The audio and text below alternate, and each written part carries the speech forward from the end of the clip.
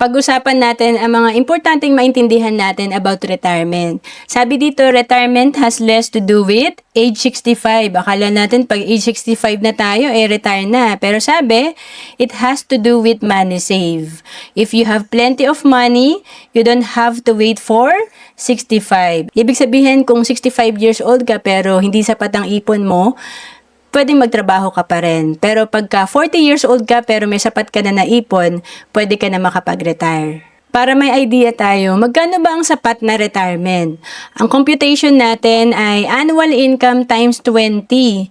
Ibig sabihin kung 200,000 ang kinikita mo ngayon per year, times 20, dapat meron kang 4 million na retirement fund.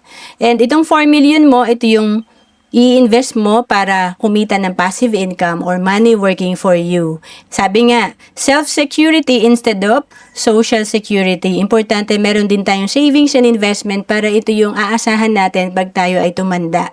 At kung naghahanap ka kung saan ka ba pwede magsimula mag-ipon at mag-invest para paghandaan ng iyong retirement, pwede ka sa Kaiser na sinimulan ko rin noong 2012.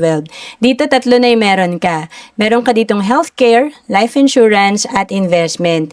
Ito ay 7 years to pay lang, 20 years maturity. At kung OFW ka, pwede ka sa Kaiser. We have online application. Magbigay tayo ng halimbawa ng Kaiser Savings Plan natin na kung nag-start ka dito at the age of 30 at 60,000 per year ang iyong hinuhulog, times 7 years, meron kang total investment sa Kaiser na 420,000.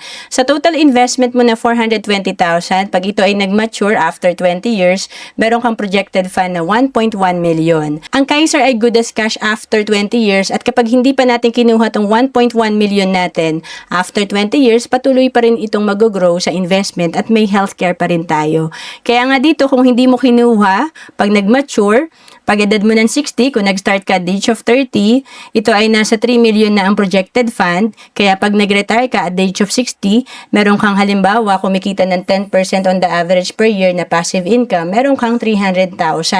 Or monthly passive income na 25,000. And to know more about Kaiser, message mo lang ako sa Facebook, Roan Celis Capistrano, or email me at roan.capistrano@gmail.com.